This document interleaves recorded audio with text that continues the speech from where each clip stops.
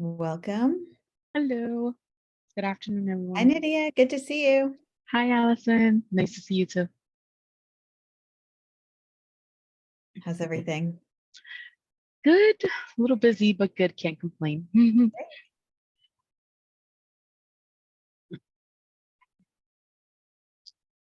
Feel free to share where you're joining us today from. Maybe it's your first roundtable. Sure, I can go first. Hi, everyone. I'm Nydia Vega.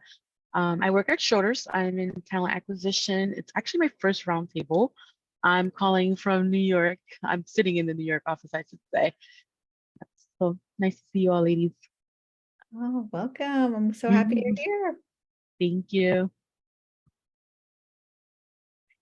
Hi, I'll jump in. Hi, good afternoon, everyone. My name is Lelaine Ramirez. I'm currently in Pennsylvania, but I work out of the my New York City office for Alliant Property and Casualty.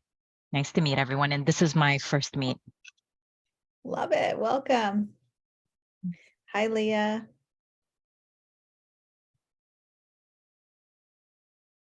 Good to see you. Good afternoon, everyone. Hi, Latoya. How are you? I'm great, thank you. Hello. Good. I'm calling from New York City. Great. Good morning. Oh, I'm sorry. Good afternoon, everyone. I am also calling I'm in New York City. I live here and my firm's office is here, although I work primarily from home. Awesome. We're happy to have you. We're going to give it one more minute to allow a few more people to join, and then we'll get started. Hi, everyone. Sorry, I was a little late. Hope all are well. Hi, Michelle. Hey. Ah, So many familiar faces today. I love it. All right. Well, I want to be respectful of everyone's time, so we'll get started. I'm Allison Matizik. I'm the VP of Enterprise Sales here at Ellevate Network, and welcome to the Ellevate Roundtable. You're joined by our co-host, Joanna Polgran, our Senior Program Manager, and I want to give a warm welcome to our first-timers, our chapter leaders, as well as our corporate partners. We have many of them here today from Alliant and Schroders, Sherman, Rollins. So to make the most of our time together, here are a few shared expectations for the roundtable. We encourage active listening, so give your full attention to the speaker and what other attendees are sharing. When possible, please turn your video on. It helps us feel more comfortable in a room of familiar faces. And share bravely and participate in the breakout rooms. This is where the magic happens. Listen and share with other members in your breakout. Also have respect for other attendees. This is a judgment-free zone, come in with an open mind and support one another. This can be just through advice or solidarity in another member's situation. Today, we're learning all about essential skills for first-time managers. Maybe you are a manager, maybe you're trying to get into management, or you manage clients or other things within your roles. Our guest expert is Ramona Shaw. She's a certified professional leadership coach and podcast host. And here are some fun facts. Did you know that 50% of employees quit their boss, not their job? Also, 69% of managers are uncomfortable communicating with employees, and managers account for at least 70% of the variance in employee engagement. So there's a lot of pressure on us. So today, Ramona is going to help us learn why the leadership gap causes 60% of new managers to fail or underperform in the first 2 years as leaders, why the exact traits that made you successful so far may derail your success as a leader, as well as the 4 critical shifts you need to make to succeed as a new leader. So Ramona, the floor is yours. Thank you for being here today. Thank you for having me, and good to see the faces here on the screen, and for you all to take some time out of your day today to join us. And I always think this is an investment in your career. It won't help your to-do list today, but this is sort of thinking long-term and prioritizing your professional growth and your professional development over an action item. And kudos to you for doing that. This is sometimes hard to do with a lot of distractions and other things pulling your attention in, but it's so important, especially when it comes to developing leadership skills and being prepared for some of these leadership roles and responsibilities, and thinking ahead of what will be required of me going forward as I grow in a leadership capacity, and what are some of the blind spots I need to be aware of. I'm going to share some slides with you as we go through the first 10-15 minutes or so before we jump into breakout rooms. The thing that I want to share with you today is really focused on helping you become more prepared and conscious and aware of what will be required in order to be set up as set up for success as a first-time manager. Now, if you're already been leading for a while, I'm sure you'll grab a lot of information or new insights or sort of food for thought from this conversation here as well. If you're already an experienced manager, these things will be really helpful for you to pay attention to. If you have people that you're bringing up through the ranks, to help them be more conscious of the skills that they need to develop to move into a leadership role. Like Alison was sharing earlier, I am Ramona Shaw. I work specifically with new managers at mid-level managers, but have a really solid 12-week program that we run every single month with a group of new managers who go to support them through this transition. I also have a podcast that really focuses on that, on providing content for new managers, and I have a book about the confident and competent new managers. So this is my passion. I personally moved into a leadership role without any support. And a lot of the work that I do is like, oh my gosh, I wish 10 years ago I had that, because I definitely made probably every single mistake under the sun as a new manager and had to learn it the hard way. And I hope to smoothen out the path for so many new managers who's stepping into the leadership role to help them be set up for success, not just for their own career and their own success, but because they have such strong impact and influence or the well-being and job satisfaction and career growth of those that they lead. I work with big companies, some of the logos that are on here, but I also work with a lot of startups and small to mid-sized businesses. I'm based in San Francisco, and naturally, sort of this is a field that I work with quite often. Now, let's dive in and talk about why is this transition so tricky? And I would actually say, based on not just my experience, but from working with hundreds of managers every single year, this transition from an IC, an individual contributor role, into a leadership role is for many the biggest transition in their careers. Not just because it's a step up and a big promotion often, but also because it changes, it requires a change in your mindset, a change in your identity as a professional. It changes your attitude about your work, or it is required for you to do so. And what you see here on this slide is that we actually spend a lot of time early on in our careers building up our technical skills. And we may think that in order to be a good leader, I have to continue to do so because now I'm managing a lot of people who have a lot of questions, and I should probably be the one who has the answers. We also often think that the leader is the one who garners respect and authority from the level of expertise that they have. But the higher up that you go in the leadership ladder or that career, the less important your technical skills, and the less your technical skills will actually contribute to your overall job success. And the leadership skills will become more and more important. And that sort of that tipping point where leadership becomes more important than technical skills, that's usually what happens around that time when you get officially promoted into a leadership role where you have 2 or more direct reports that you're supporting. And so just as much as we've learned how to build up our expertise and be really good professionals from a technical sense or a knowledge perspective, now it's time to invest a similar amount of effort and energy and getting better with self-leadership and getting better at leading a direct report as well as leading a team. And they're, by the way, 2 different things and important to keep in mind. All this is becoming more and more challenging. think, we have digitalization, which we've probably said so for 10 years, but it's becoming more and more important.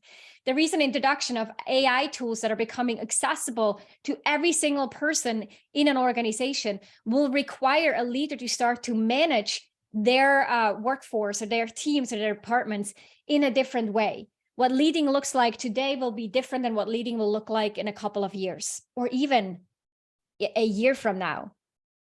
In addition, that transition into hybrid and remote setups has changed the requirements and the demands on leaders.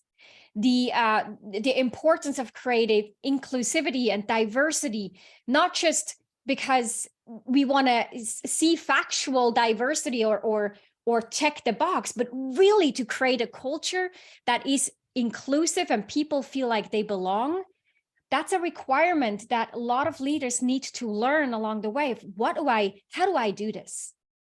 The demand on innovation and creativity starts to accelerate as well, which requires new leadership skill sets.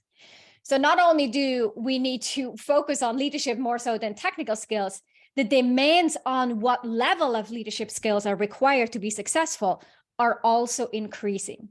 And this is why when we look at research of the number of new managers that are successful early on, it's a pretty dire outcome. When we look at research, for example, from Gartner and CBB, which are often cited, it's 60% of new managers who fail within their first 18 to 24 months on the job. So it's really, the odds are stacked against you if you think about it. So the time that you take out today to think about this and the ongoing development and learning that you invest in building your leadership skills will pay out. This is really, really important. So kudos for you for being here. You're on the right track, building this awareness and investing in your career. Now, as we're going to go through the next few minutes, 5 to 10 minutes, I'm going to introduce you to 4 specific shifts and things to change from let go of what you've done really well as an individual contributor to what you need to embrace as a leader. So that shift is what we're going to talk about. I'll break it down into 4 sub-shifts, so to speak. And at the end of it, I will ask you these 2 questions, and we'll then go into breakout rooms to discuss them. I want to share the questions with you up front so you can start taking some notes or jot down some thoughts and ideas as we go through this. The first one is, which shift seems to be the most daunting for you and why? So therefore, which one of those? And then thinking of your best and your worst managers, which of those behaviors today demonstrates the most or the least? It's a great deal that we can learn from our past managers. Okay, let's dive in. Shift number 1 is related to the impact that we have. So we're moving away from doing the work and shifting gear into influencing. Now, what you might have done before as a doer, as an IC, an individual contributor, is getting things done, completing tasks and solving problems. This is very common when I work with high-performing individuals. They are known to be the go-to people, the problem solvers, the fixers. And people will go to you if you're one of those and seek you out, but you also feel really good being able to problem solve and fix and get stuff done. It feels rewarding. And because it feels rewarding, you might be tempted to continue doing that as a leader. But in a leadership role, that is one of those things that will say, got you here, got you to the promotion, is not what will get you there. It's not what will help you succeed as a leader. Instead, the shift to make here is to start to think about more coordinating work. So you delegate work instead of doing it. You assign accountability, you encourage accountability on the team. You set yourself up with a system to track the work and be able to support team members who are doing the work. And you're helping others find solutions. So one of those core principles here is let them, your direct reports, own the problem, but also let them own the solution. What many managers tap into, or the pitfall here, is they kind of own the problem. They know it. This is my problem, my work. But then you're jumping in, you're going to own the solution. You're the one who's coming in and fixing it. Maybe, right? So that's the risk that we want to pay attention to. So let them own the problem and the solution.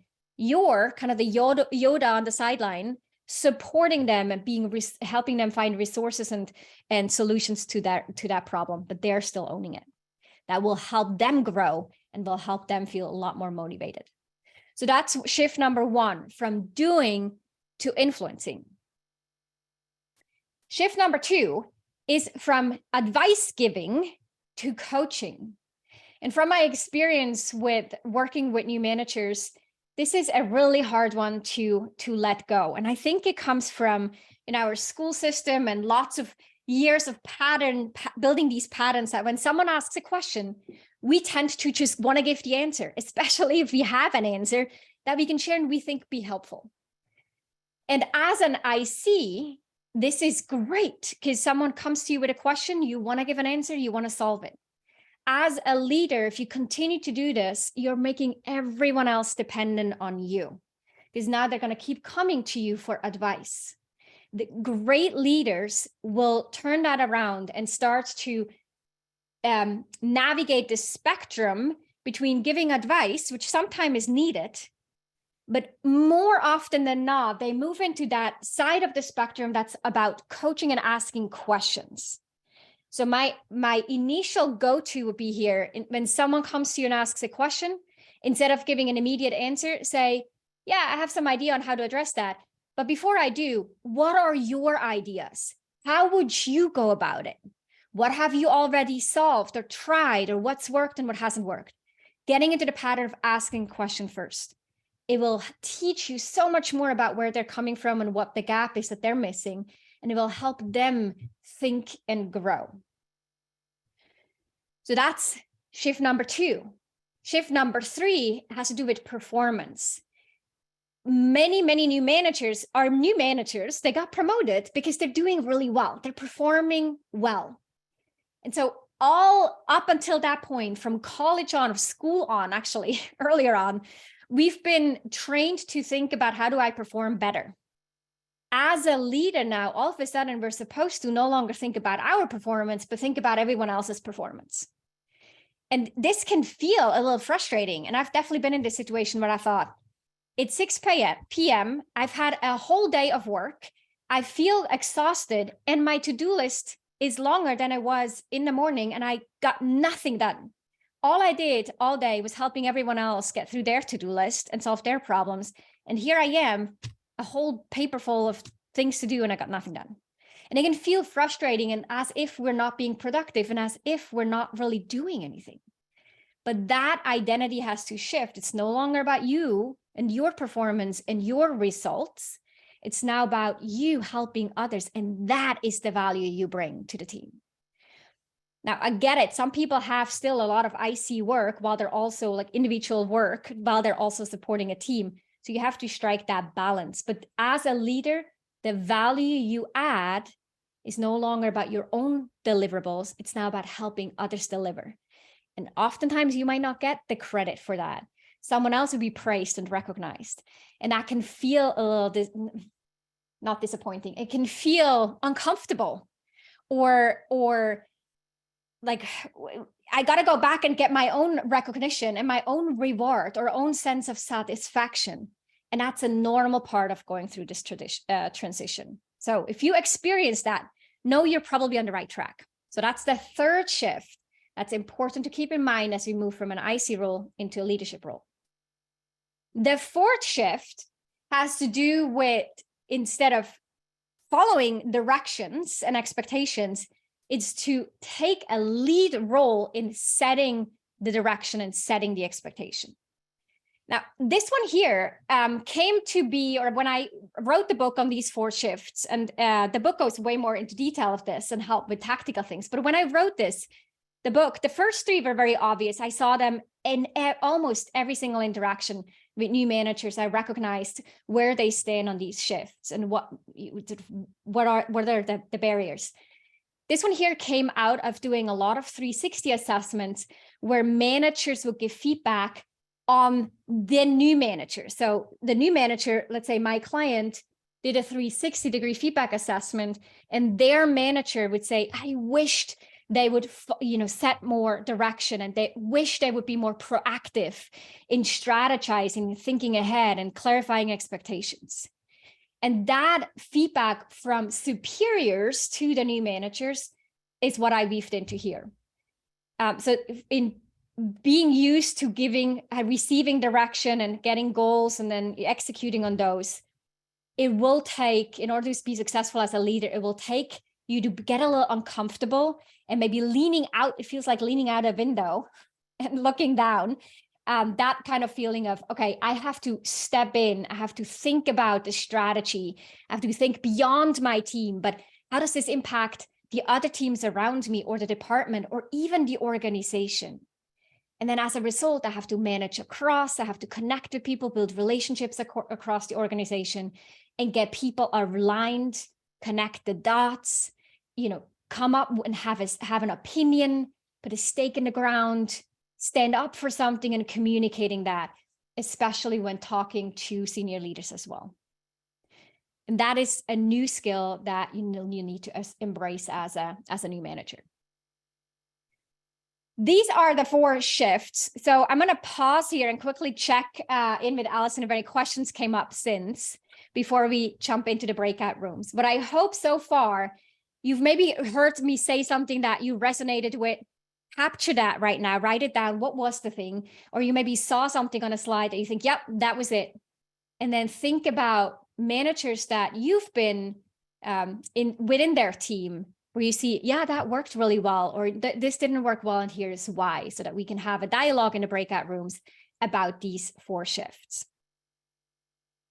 Thank you, Ramona. No, I love how you've broken these down, and in each one, it was very eye-opening for me. I'm like, oh yeah, that did happen, or that is happening, or and it's a lot of change, and change is exhausting too, those shifts, it's a lot. But we do have a question, and it comes from when you started talking about the stat, how first-time managers fail in the first 12 to 18 months. Can you define failure? Yeah, so based on statistics, or the surveys done, when they're asking superiors, and they say, when you think about the new managers that you hired or were onboarded in your organization, which of those were either let go, demoted, or did not meet expectations within the first 18 to 24 months? Now, I'm aware of about 5 to 7 different studies that looked at this, and they all end up between the 40 and 60%. The one that's most often cited across the board is the one that seems to be most comprehensive, around the 60% failure rate. I think of it as, if you are getting started as a new manager, at that time, all eyes are on you. Your direct reports will check on how well you're doing. Your peers will be looking at you. Your leaders, they put a bet on you, right? They bet on you. They kind of put part of their own credibility as well into it. And so they want to make sure that you're successful. And if you're not meeting the performance metrics, they'll talk about what to do next, right? Do you need to downsize your team? Do you need to transfer into a different team? Or will your team be redistributed?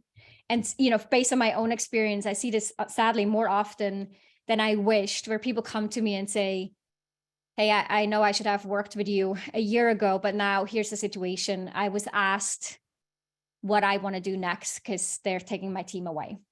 So, or I lost my job and I don't want to give up on being a good leader. I want to figure out how to lead better because I realized I made some mistakes. I hope that helps. Great. We have another question before we head into breakout rooms. What shifts has upper management found to be the most reason why new managers fail? Yeah, I want to say the one where it's about you not doing the work, because when you still see yourself as a doer and a fixer, that in itself is not necessarily that problematic at first glance, but it will lead to a lot of it has a ripple effect. You'll not be able to work on the strategic or more higher level projects that like your boss wants you to work with. You are likely also too involved in the weeds, or you start to micromanage because you're still so heavily involved and trying to finish things up or step in and support someone just to get it done. It feels really supportive, right? It feels kind of like, yeah, I'm a servant leader, I'm supporting here, but it's then considered as micromanaging or disempowering to employees. So the ripple effect, the downward spiral of staying in that doer role versus seeing yourself as the influencer who's coordinating and leading the team and leading the work that you're doing. That will lead to problems on all ends. Can also lead to burnout, time management issues that people have, unsustainable work-life integration, and so forth. Thank you. All right. So now's the time to head into breakout rooms. This is where the magic happens. Don't hit the leave button. There will not be an Ellevate facilitator in the breakouts. Just do some brief introductions and then go right into the questions shared here. And we also shared them. Thank you, Joanna, in the chat. You have access to the slides in the Google Drive. You should be all set, but we'll be here to support you. Ramona's going to pop in to all your different rooms, and we'll be back in about 25 minutes or so. And I hope you make some great connections. Thank you, everyone. See you in a bit. Welcome back, everyone. I'm pretty sure you didn't want these conversations to end because everyone came back at the last minute. And Jen, sorry, I totally missed the mark. I'll let you. I had the halfway sentence there.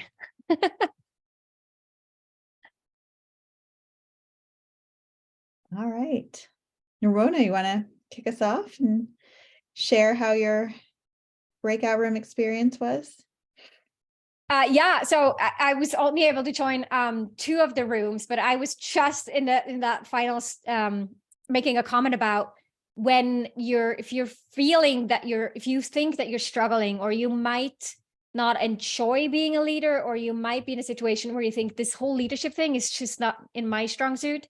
I might be better doing technical work and moving into an expert leader role versus a people leader role.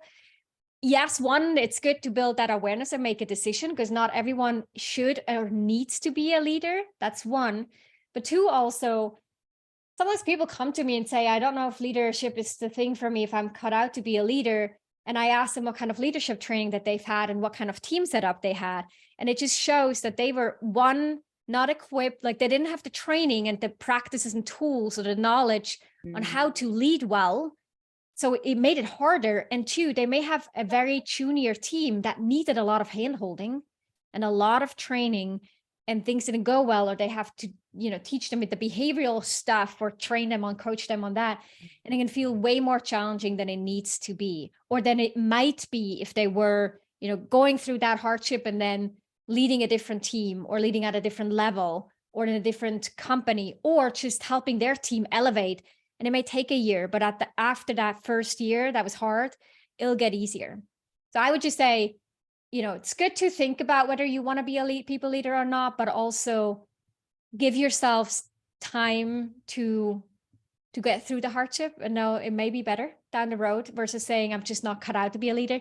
Leadership is a skill that can be learned. Very, very few people are natural born leaders. Most of us have to learn it. I'll stop there. I wish I was in that room.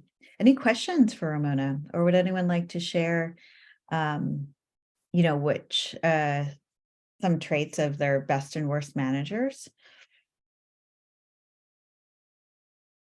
So Ramona, I'm going to kind of finish off what we've been talking Yeah, about. please.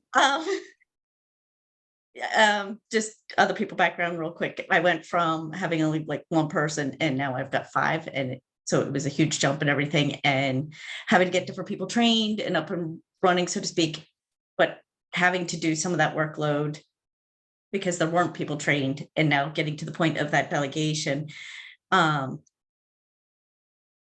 setting that cutoff of when you go, you know what, you've got this, you can do this, and stop. Because what I'm finding is they're not having confidence in themselves to do it. And then they're going, but how do I? And I'm getting sucked into helping them. They're asking for it, but I'm getting sucked. I feel like I'm getting sucked into helping them too much.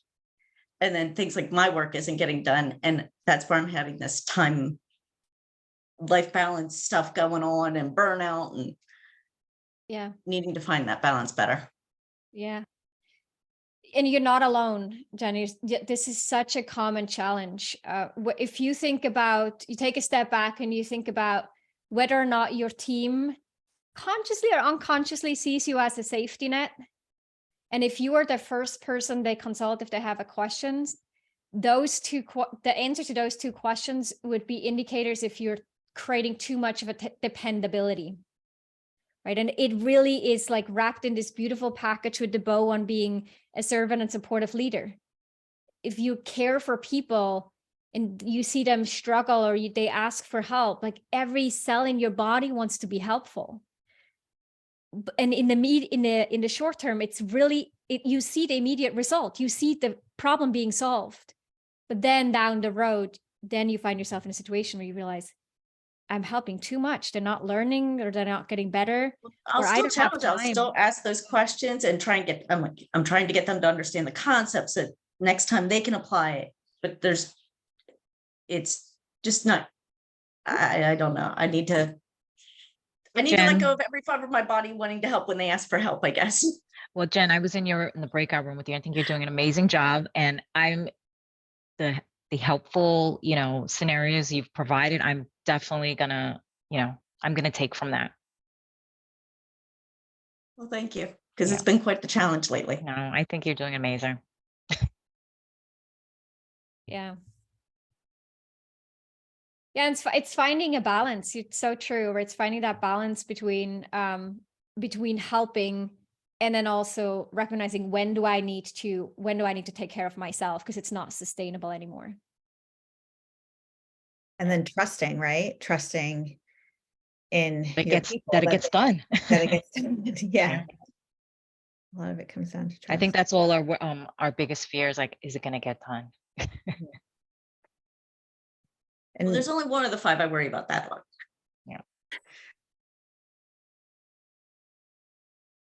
Yeah. Well, any other takeaways? Anything that you'd walk away into like, oh, this one really resonated, or this was a really good share that I want to, or a nugget of wisdom that I want to maintain? Yeah, for me, immediately, if not yesterday, I'm going to stop. Which step is this?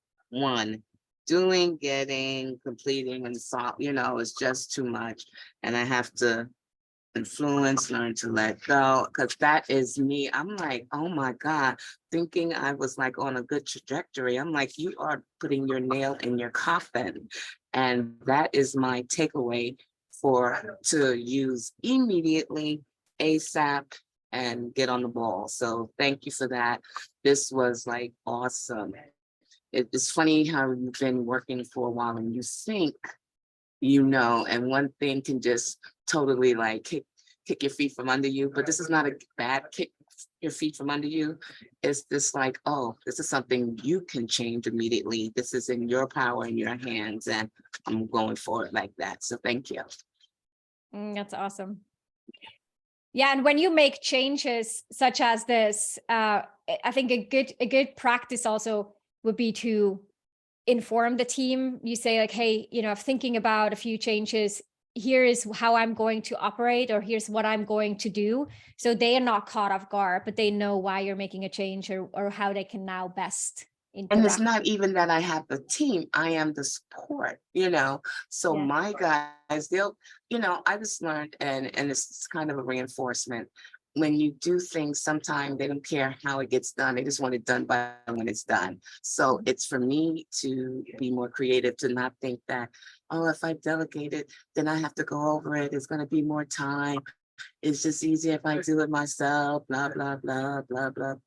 No, it stops today, because it causes the burnout, the overstress, the not taking care of yourself, all of these other things that fall under another step. I just don't have in front of me. Yeah, then you're mad at yourself and you're not doing yourself any good. So Be there's the a counter. Yoda. Be the Yoda. So that's a good thing. I love that. Yeah. Not the superhero. Yes, more Yeah. Yoda. Less superhero. Yes, yes, yeah. Have a like this. Have a seat. Yeah, I did. Yes, absolutely. Ramona, I know you have a hard stop, and unfortunately we have to end our roundtable for today, but we're going to bring you back for more because this conversation can continue on. I know. Yes, please come back. Please do. This was like everything. Thank you. It was great. Thank you. Thank you so much. I think we all are leaving with things we're going to change for the better. So Yeah, absolutely. thank you so much. And all you ladies have a great day. Enjoy your weekend. Whatever you Yes. celebrate, enjoy. You too. Meet us Okay. back here next Tuesday, same time, same Thank place. you. Thanks, everyone. Have a Bye-bye. great day, everyone. Bye.